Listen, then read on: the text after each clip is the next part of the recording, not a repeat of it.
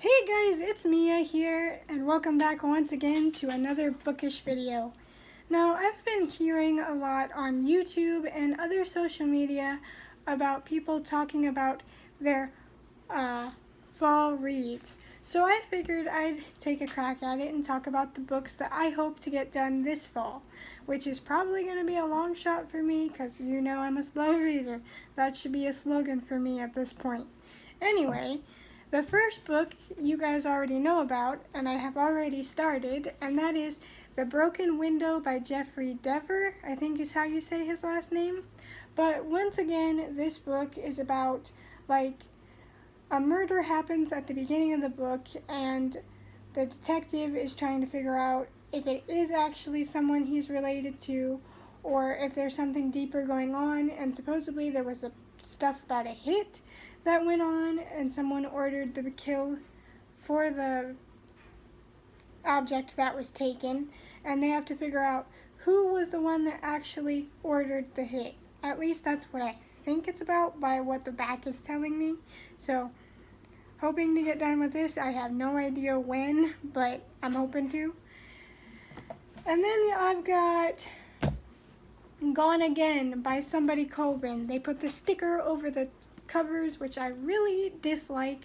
Like, put it on the back where there's nothing to read, not on the front cover covering the name or the author. But this is about a murder once again, and supposedly the one that was suspected of committing the murders completely disappears, only to be found nearly 14 years later. So I wonder if the case is going to be relevant at that point or what. But another crime novel, so yay. And then this one is called Darkness Before Dawn. It's looking like a girl at her senior year of high school was haunted by a suicide. So I'm going to put a trigger warning in this right now. If you're someone that has contemplated suicide or has had a family member that's committed suicide, then you do not want to read this book, because it seems like that's going to be heavy through this book. But it just goes with her trying to get on with her life and move on, and it somehow goes wrong. So if you have those triggers, don't read the book. But I don't know how I feel about it, because I'm a type of person that's always said you got to give your life time to get better, because everybody goes through hard spots in their life. So you just got to give yourself the chance to get in a better place in life. I don't think suicide is an option, because if you go that route, then you lose the option to make your life better. You don't get to see how good your life will be. But I know there are factors like mental illness and stuff that goes into that. But just surround yourself with people that make you happy, hobbies you love. Just try to surround yourself with people that make you happy and stuff you love. And then this one is called The Floating Lady Murder, and it's looking like a magician's assistant. Magician? Blah, blah, blah. You know what I mean. A magician's assistant gets murdered on tour or something, and so they gotta figure out who did it and why. So another murder mystery, yay. And then because it is spoopy month, it is October, I figured it is the perfect time to reread a book that I have not read in years and that I have not talked about in a video yet. At least I don't think so. And that is Wait Till Helen Comes. Now, this book centers around a family that moved into an old church that was now converted into a home. And beside this church is a little private graveyard.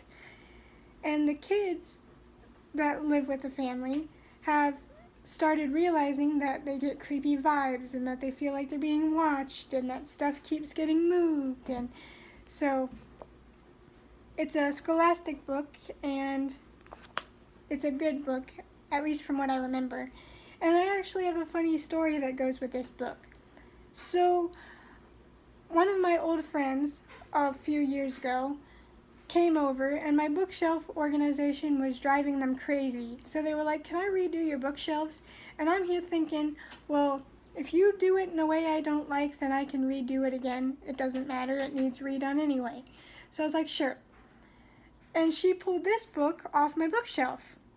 And I'm like, oh, hang on, I have more books stacked in my closet because, like I said, bad book organization, I had books everywhere. So I got up, grabbed the books out of my closet, and this book was in the pile. So for a second, it freaked us both out, and apparently I had gotten an extra copy from somebody that gave me a box of books, and I didn't realize it. So we nearly thought the book teleported into my closet, and it was just extra creepy because it's a ghost story. So the next two are kind of the same, so I'll talk about them at the same time, and that is Mr. Creepypasta's Horror Collection 1 and 2. And I used to watch listen to Mr. Creepypasta all the time, so much so that I had a ton of his podcasts or stories downloaded onto my phone. But lately, I'm finding myself grown out of watching Mr. Creepypasta's videos, so I kind of deleted the downloads. And if you don't know what a creepypasta is, it's like a short horror story that are found on the internet, like Jeff the Killer, Slenderman, The Rake, all of them. So it's just a collection of short horror stories that are supposed to chill you to the bone, made by Mr. Creepypasta. Well, not made by, but put together by Mr. Creepypasta and somebody else. And in all honesty, Jeff the Killer was the story that got me listening to Mr. Creepypasta, and ever since I listened to his version of Jeff the Killer, I picture his voice as Jeff the Killer because it just fits the character so well. So whenever somebody else does it, I'm like, that doesn't sound right. So Mr. Creepypasta should voice Jeff the Killer in a movie if they ever made one. But yeah, that is my fall and spooky book reads that I hope to get to this fall. I have no idea if I will get to all of them. I'm not going to say it again because I already did, but you guys know why I might not get to all of them. So, what are you guys reading this fall, or what are your spoopy reads for this October? Let me know down in the comments below. And once again, if you have any book recommendations for me, throw them in the comments below. I'll check them out if I'm able, and if I'm able to read them, you guys will see a video on what I thought of that book. And if so, if I give you a book a bad review, it's not because I hate you or anything, it's just might not be my cup of tea. Everybody's got different tastes. Alright, I'll shut up now. Hope to see you guys next time, and hope you guys enjoy your reading. Bye, guys.